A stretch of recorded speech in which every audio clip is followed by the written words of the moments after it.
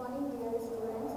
पिछले last video में अपने कवर किया था कि नेचुरल जो ड्राइव मैकेनिज्म है, प्राइमरी ड्राइव मैकेनिज्म है, उनमें अपन ने देखा था कि वो 6 टाइप के होते हैं। उसमें अपन ने फर्स्ट 2 कवर किए थे, रॉक एंड फ्लूइड एक्सपेंशन। ठीक है, उसमें अपन ने देखा था उसके कैरेक्टरिस्टिक्स कैसे हो रहे थे, क्या कैरेक्टरिस्टिक्स थे, और कैरेक्टरिस्टिक्स अपन ने देखा था कि कुछ परफॉर्मेंस कैरेक्टरिस्टिक्स है, उनके बेसिस पे अपन डिटरमाइन करते हैं कि रिजर्वॉयर की परफॉर्मेंस क्या रहने वाली है। ठीक है, तो रॉक एंड फ्लूइड के लिए अपन ने देखा था कि जो रॉक है या उसके अंदर जो फ्लूइड है, उन दोनों की कंप्रेसिबिलिटी की वजह से फ्लूइड को वो पुश करने का काम करती है, ऑयल को वेल्वर में आने के लिए थोड़ा एनर्जी असिस्ट करती है, एनर्जी प्रोवाइड करती है, उससे प्रोडक्शन होता है। इसमें अपन ने देखा कि क्योंकि रॉक एंड फ्लूइड का कंप्रेसिबिलिटी बहुत लो होता है, दैट्स वाई अपन ने बोला था कि उससे जो रिजर्वॉयर का प्रेशर आता है वो कंटिन्यूसली डिक्लाइन करता है, मतलब रेपिडली डिक्लाइन हो जाता है। फिर अपन ने देखा था कि इसमें जो रिकवरी होती है वो लेस देन 5% होती है, गैस ऑयल रेशियो है वो इंक्रीज होता है टाइम के साथ, और वाटर प्रोडक्शन नहीं होता है। ठीक है, फिर अपन ने देखा था डिप्लीशन ड्राइव।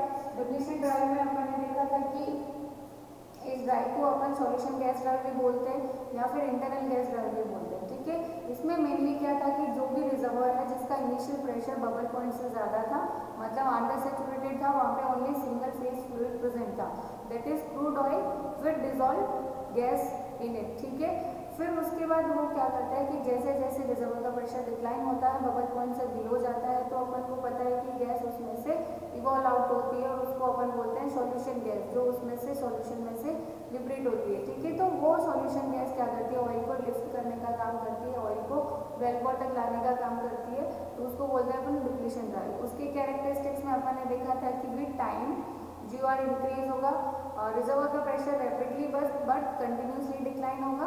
ठीक है, फिर अपन ने देखा था उसके बाद कि उसकी अल्टीमेट रिकवरी होगी वो 5% to 30% तक होगी। ठीक है, नेक्स्ट अपन देखना चाहते हैं, नेक्स्ट जो ड्राइव मैकेनिज्म है वो गैस कैप ड्राइव है। ठीक है, गैस कैप ड्राइव मैकेनिज्म है, उसको आइडेंटिफाई करने के लिए सबसे पहले वहाँ पे फ्री गैस का गैस कैप प्रेजेंट हो। ठीक है, और वहाँ पे कोई भी अमाउंट में वाटर बिल्कुल भी प्रेजेंट नहीं हो, नो या एकदम लिटिल नेग्लिजिबल, बिल्कुल वाटर प्रेजेंट नहीं हो। ठीक है, तो गैस कैप को आइडेंटिफाई करने के लिए सबसे पहले वहाँ पे गैस कैप का प्रेजेंट होना बहुत जरूरी है। और गैस कैप मतलब क्या होता है कि सिंपली जो अपना रॉक का स्ट्रक्चर होता है, मैंने बोला कि ऐसे ऐसे अपनी रॉक है जो सिंक्लाइन वाला फोल्ड होता है। ठीक है, जनरली तो यहाँ अगर अपना ये वैल्यूएट कर रहे हैं तो यहाँ पे अपन को पता है कि नीचे सबसे नीचे रहेगा अपना water, then oil, then gas. ठीक है, तो यहाँ पे जो गैस रहती है, अगर ये फ्री जो स्पेस है उसके अंदर गैस रहती है वो फ्री गैस होती है, वो सॉल्यूशन गैस नहीं रहती है। ठीक है,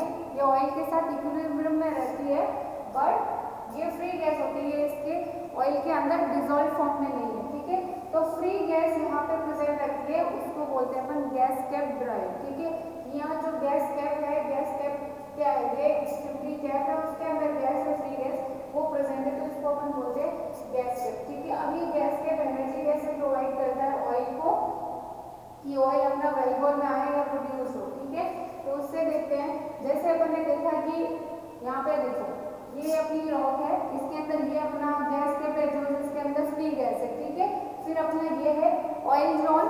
ठीक है, और यहाँ पे मैंने कोई भी 2 वैल्यू करनी है, फॉर एग्जाम्पल कि ये मेरे ऑयल प्रोड्यूसिंग वेल है। ठीक है, अब मैंने बोला कि यहाँ से जैसे ही फ्री गैस है वो क्या करेगी, इस ऑयल को पुश करेगी वेलबोर में आने के लिए। ठीक है, तो यहाँ से गैस क्या करेगा, इसको एनर्जी प्रोवाइड करेगा। ठीक है, ये आपका एक क्रॉस सेक्शनल व्यू है, इसमें देखेंगे तो अगर इसको ऐसे देखेंगे सिंपली तो ये दोनों अपनी क्या प्रोड्यूसिंग वेल हो जाएंगे, बीच में ये पूरा अपना गैस कैप हो जाएगा और साइड में अपना पूरा ऑयल जोन हो जाएगा। ठीक है, अब अपन इसमें इसके कैरेक्टरिस्टिक्स की बात करते हैं। ठीक है, या फिर अपन देखते हैं कि इसमें जो एनर्जी प्रोवाइड हो रही है वो एनर्जी कहाँ से मिल रही है, वो ड्राइव मैकेनिज्म क्या है। ठीक है, फर्स्ट यहाँ पे जो natural energy comes from, natural energy है वो कहाँ से मिल रही है, first expansion of the gas cap. ठीक है, जो गैस कैप के अंदर गैस है वो एक्सपेंड हो रही है। ठीक है, क्योंकि जैसे प्रेशर डिक्लाइन होगा उसको थोड़ा सा टाइम मिलेगा कि वो इसको गैस कैप को एक्सपेंड, गैस कैप अपनी एक्सपेंड हो। ठीक है, तो क्या होगी कि ये अगर गैस कैप ऐसे एक्सपेंड हुआ तो ये क्या करेगा, ऑयल को बाहर की साइड पुश करेगा, मतलब ये ऑयल को इस वेल के तरफ या इस वेल के अंदर वेलबोर में जाने के लिए पुश करेगा। तो फर्स्ट एनर्जी का सोर्स अपन को कहाँ से मिल रहा है कि जो गैस कैप है जिसके अंदर गैस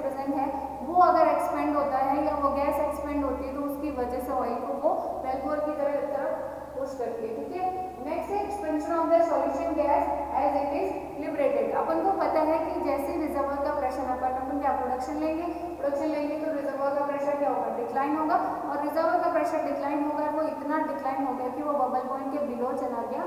देन क्या होगा कि वहाँ पे सॉल्यूशन गैस भी लिबरेट होगी, जैसे अपन ने डिप्लीशन ड्राइव में देखा था। तो वो जैसे ही सॉल्यूशन गैस लिबरेट होगी वो क्या करेगी, वो भी इसको असिस्ट करेगी किसमें, प्रोडक्शन में, ठीक है। ये जैसे गैस लिबरेट होगी वो एक्सपेंड होगी और वो भी असिस्ट करेगी ऑयल को प्रोड्यूस होने में, ठीक है। तो बेसिकली ये रहता है गैस के ड्राई का मैकेनिज्म। अब अपन देखते हैं कि इसके परफॉर्मेंस कैरेक्टरिस्टिक्स कैसे हैं, ठीक है। तो कैरेक्टरिस्टिक्स की अगर अपन बात करते हैं कि जो गैस के वाला है उसके कैरेक्टरिस्टिक्स क्या रहेंगे, तो फर्स्ट अपन बात करते हैं रिजर्वॉयर प्रेशर की।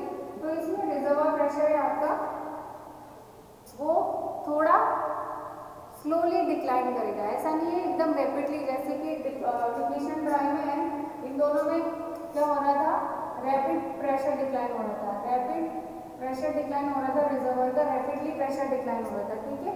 यहाँ पे क्या होगा, प्रेशर डिक्लाइन होगा, कंटिन्यूसली डिक्लाइन होगा, बट रैपिडली नहीं होगा, ठीक है, स्लोली एंड कंटिन्यूसली। तो यहाँ पे जो रिजर्वॉयर का प्रेशर होगा वो स्लोली एंड कंटिन्यूसली डिक्लाइन होगा, ठीक है। रिजर्वॉयर का प्रेशर ऐसे डिक्लाइन होगा। अब रिजर्वॉयर का प्रेशर ऐसे क्यों डिक्लाइन होगा धीरे धीरे, क्योंकि यहाँ पे अपने पास जो गैसकेट के अंदर गैस है वो काफ़ी ज़्यादा अमाउंट में है और वो इसको क्या करेगी, एनर्जी प्रोवाइड करती रहेगी, इसलिए। और यहाँ पे जो रिजर्वॉयर के प्रेशर की बात करेंगे अपन, तो रिजर्वॉयर का प्रेशर जो डिक्लाइन हो रहा था वो डिप्लीशन ड्राई की कंपैरिजन में कम डिक्लाइन होगा, या फिर अपन ऐसा बोलें कि मेंटेन रहेगा कंपेयर टू डिप्लीशन ड्राई की कंपैरिजन में ज़्यादा मेंटेन रहेगा, ठीक है। फिर अपन बात करते हैं कि इसमें वाटर प्रोडक्शन क्या होगा, वाटर प्रोडक्शन, नेक्स्ट पॉइंट अपना वाटर प्रोडक्शन। वाटर प्रोडक्शन के लिए अपन ने इनिशियली जब अपने इंट्रोड्यूस किया कि गैस का ड्राई क्या होता है, तभी अपन ने बोला था कि जहाँ पे लिटिल और नो वाटर प्रेजेंट, ठीक है, ओनली फ्री गैस किसी गैस कैप में प्रेजेंट है, ठीक है। तो अपन ने पहले ही बोल दिया कि वाटर यहाँ पे बिल्कुल भी प्रोड्यूस नहीं होगा, तो यहाँ पे होगा कि लिटिल और नो वाटर प्रोडक्शन, या तो बिल्कुल भी वाटर प्रोडक्शन नहीं होगा, तो होगा तो बहुत ज़्यादा कम, लिटिल, ठीक है। फिर बात करते हैं अपन GOR की गैस टू ऑयल रेशियो है वो कैसे वेरी करेगा विद टाइम, जैसे जैसे अपन प्रोडक्शन लेंगे, ठीक है। अगर GOR की मैं बात करूँ तो इसमें क्या होगा कि टाइम के साथ GOR है वो जो स्ट्रक्चरली हायर है, अब स्ट्रक्चर वेल्स हैं उनमें इंक्रीज होगा। कैसे, एग्जाम्पल हम डायग्राम बनाते हैं उससे देखते हैं कि कैसे इंक्रीज होगा। ये मेरा क्लोरीन रॉक है, ठीक है, ये यहाँ पे मेरा ऑयल जोन है, यहाँ पे अपना गैस कैप है, ठीक है। फिर अगर मैंने बोला कि यहाँ पे मैंने जैसे वेल ड्रिल कर रखे हैं, एक मेरा वेल है वो यहाँ पे है, ठीक है, दूसरा वेल है वो मेरा यहाँ पे है, तीसरा वेल है वो यहाँ पे है, ठीक है।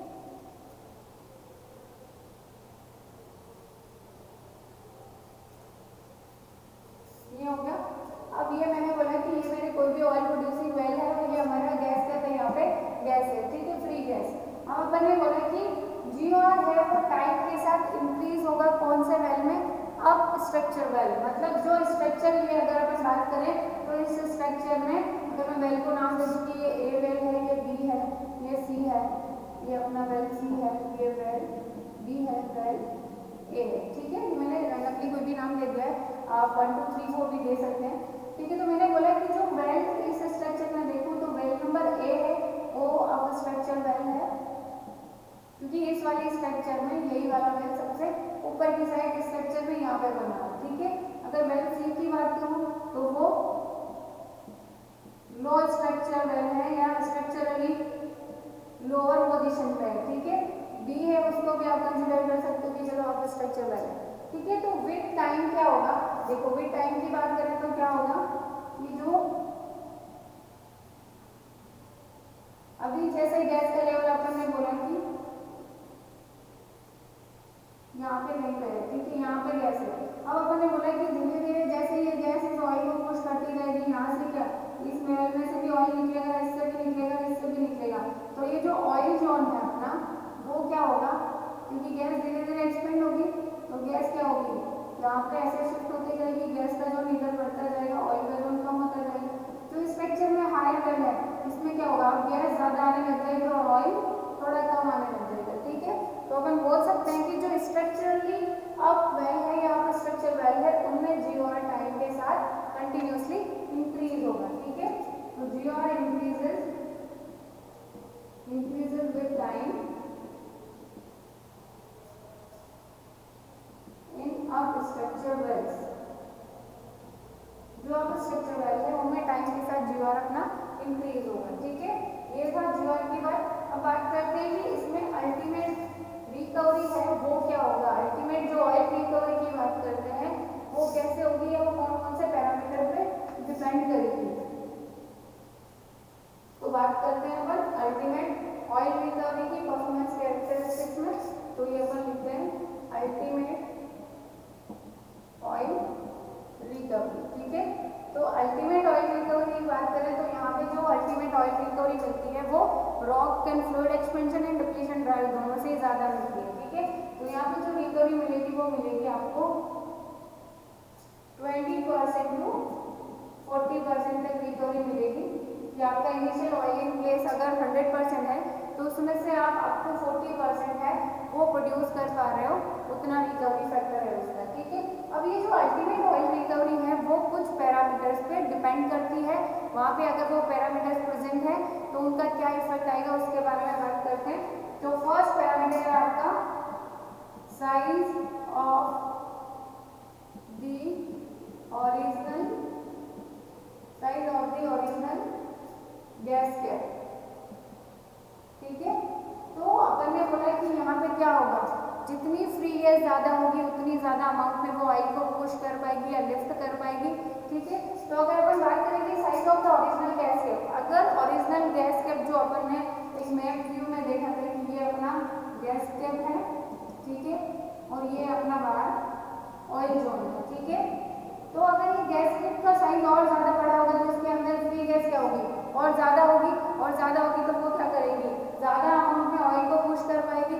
तो इसका मतलब क्या हुआ कि जितना ओरिजिनल गैस कैप है यानी कि गैस कैप की साइज जितनी बड़ी होगी उसके अंदर गैस उतनी ज्यादा होगी, वो उतना ही ज्यादा ऑयल को रिकवर करने में या पुश करने में हेल्प करेगी। ठीक है, तो अपन बोल सकते हैं कि जैसे इसकी size of the gas cap increases then ultimate oil recovery will also increases। ठीक है, फिर बात करते हैं अपन vertical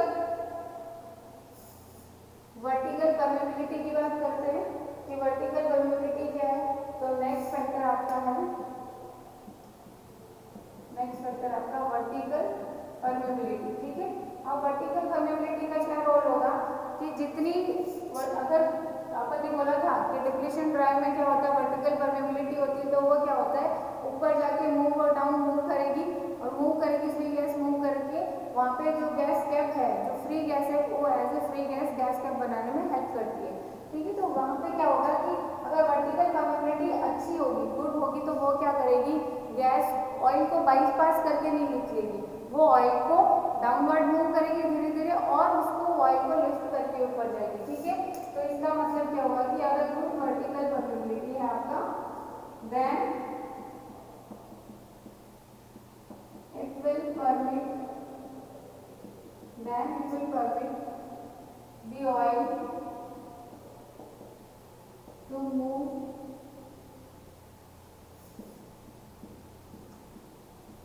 downward with less bypassing of the gas,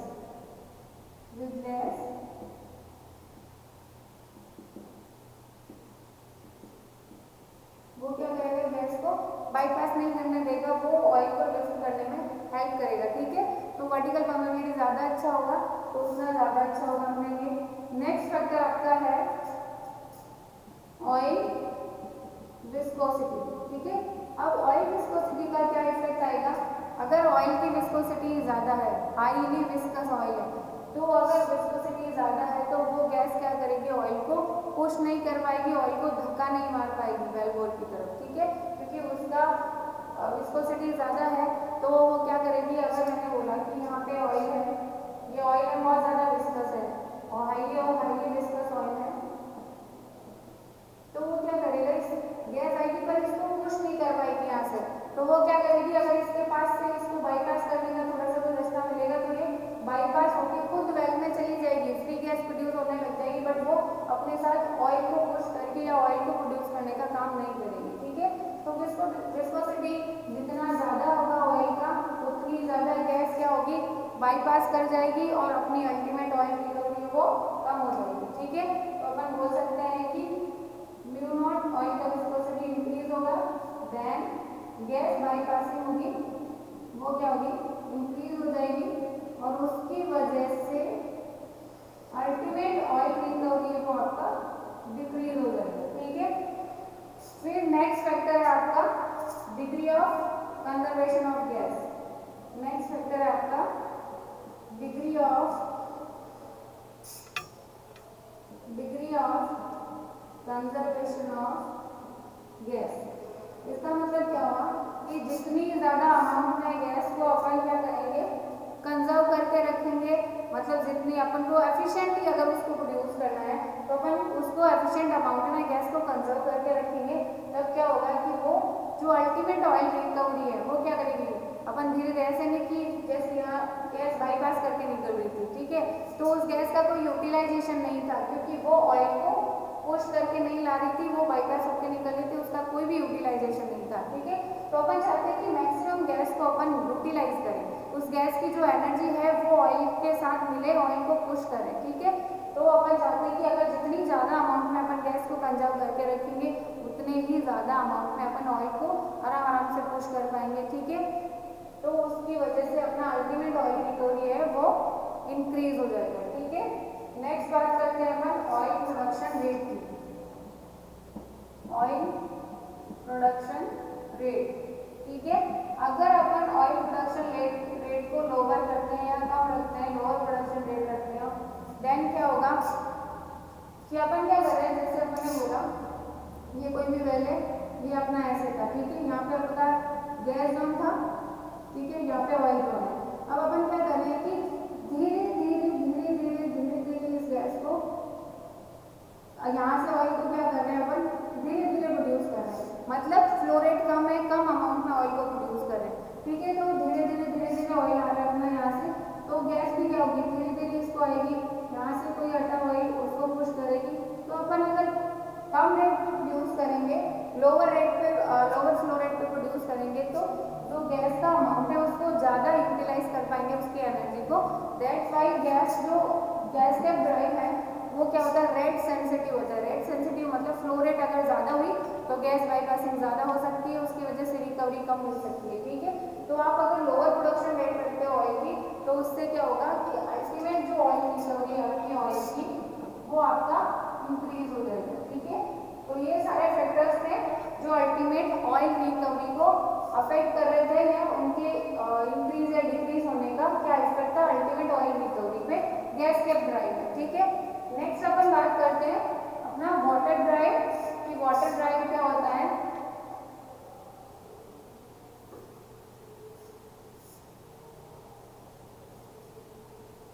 next आपका है वाटर ड्राइव। वाटर ड्राइव नाम से ही पता लग रहा है वाटर ड्राइव। वाटर ड्राइव मतलब वहां पे क्या है, एक्वीफर। एक्वीफर क्या होता है, अपन ने बोला था कि एक्वीफर होता है, एक्वीफर क्या होता है, सिंपली एक वाटर बॉडी होती है। वाटर बॉडी मतलब अपन बोल सकते हैं कि वो लेक भी हो सकता है या फिर एक कंटिन्यूस कनेक्शन में कोई भी वाटर बॉडी हो सकती है। मतलब एक्वीफर मीन्स ऐसा है कि कोई भी वाटर बियरिंग रॉक, मतलब ऐसी रॉक जिसके अंदर, जैसे अपन बोलते हैं ना हाइड्रोकार्बन बियरिंग रॉक, मतलब हाइड्रोकार्बन बियरिंग मतलब उसके अंदर हाइड्रोकार्बन से यानी ऑयल या गैस प्रेजेंट है। ठीक है, अगर वैसे ही बात करें कि अगर कोई भी रॉक ऐसी है जिसके अंदर वाटर है, वाटर बियरिंग रॉक है, उसको बोलते हैं अपन water bearing rock, which is surrounded by impermeable rocks, surrounded by impermeable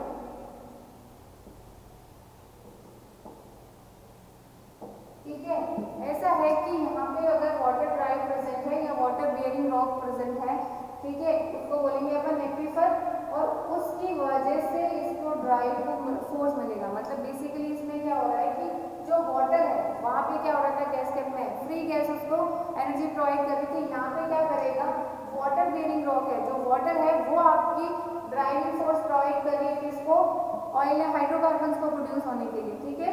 तो इसमें अगर एक्वीफर में देखें या वाटर ड्राइव के टाइप देखें तो वो दो टाइप के होते हैं, ठीक है। एक होता है आपका edge water drive, edge water drive, ठीक है। दूसरा आपका होता है bottom water drive, bottom water drive, ठीक है। अब डजंट मैटर कि वो कौन से वाटर उसको कहाँ से मिल रहा है, चाहे वो कंटिन्यूएशन में ऐसा भी हो सकता है कि जैसे अपने यहाँ पे ऑयल जोन है, ठीक है, यहाँ पे ऑयल जोन है आपका और ये आपकी सरफेस है, ठीक है, और यहाँ पे आपका कोई भी वैल्यू नहीं किया हुआ है ऐसे, ठीक है। तो हो सकता है कि यहाँ पे ये रॉक सरफेस के साथ कनेक्शन में हो और यहाँ पे जो रेन वाटर आ रहा है वो ग्राउंड के अंदर जा रहा है और यहाँ पे क्या है आपका वाटर जोन है, ठीक है। तो वाटर जोन क्या करेगा, इसको ऑयल को पुश करेगा किसकी तरफ, ऑयल वेल की तरफ, ऑयल वेल या वेल बोर की तरफ, ठीक है। तो रिगार्डलेस ऑफ द सोर्स कि उसको वाटर के आने का या वाटर के वहाँ पे होने का सोर्स क्या है उस पर डिपेंड नहीं करेगा, डिपेंड करेगा कि वाटर कितनी एफिशिएंटली उसको पुश कर पा रहा है, अपनी एनर्जी उसको प्रोवाइड कर पा रहा है, ठीक है। तो इसमें दो टाइप के होते हैं, edge water drive and bottom water drive, ठीक है। अगर अपन इसका देखें,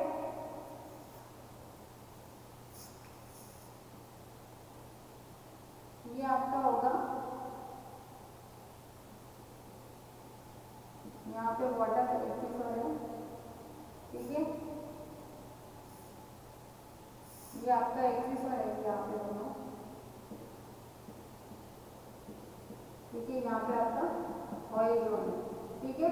तो ये कहाँ पे एज वाटर ड्राइव और कैसे, क्योंकि ये इसके जो भी फोल्ड है उसकी एजेस पे आपके वाटर ड्राइव और एक्वीफर प्रेजेंट है, ठीक है।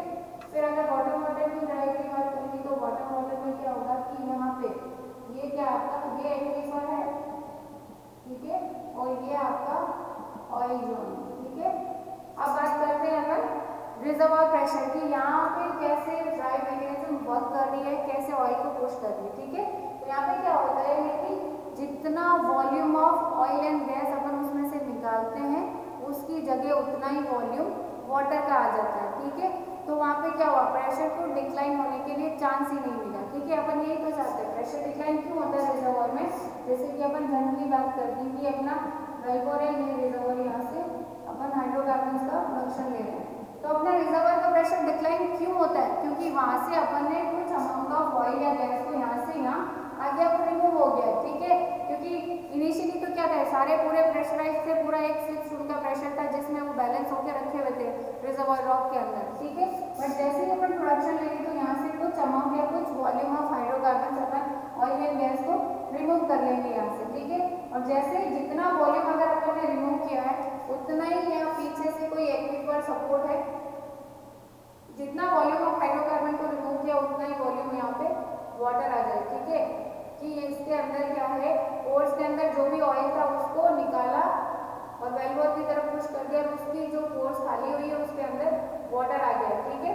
तो प्रेशर को डिक्लाइन होने के लिए यहाँ पे कोई चांस ही नहीं मिल रहा है, जितना वॉल्यूम आप हाइड्रोकार्बन का रिमूव कर रहे हो उतना वॉल्यूम ऑफ वाटर उसकी जगह आके ऑक्यूपाई कर रहा है उस जगह को, ठीक है। तो अगर इसके कैरेक्टरिस्टिक्स की बात करते हैं कि ये जो वाटर ड्राइव है इसके कैरेक्टरिस्टिक्स क्या होते हैं, ठीक है। तो अगर रिजर्वॉयर प्रेशर की बात करते हैं कि इसमें रिजर्वॉयर प्रेशर कैसे रहने वाला है, ठीक है, इसके कैरेक्टरिस्टिक्स की बात करते हैं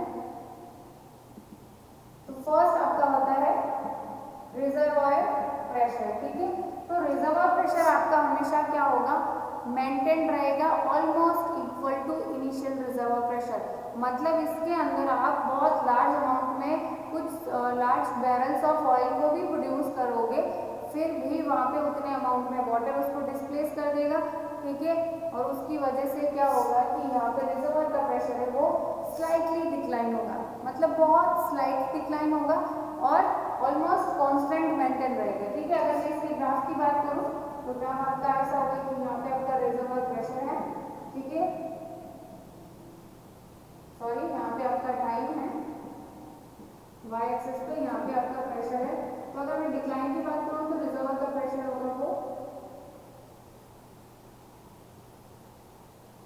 और इसको इतना डिक्लाइन होने में भी बहुत टाइम लगेगा, ठीक है।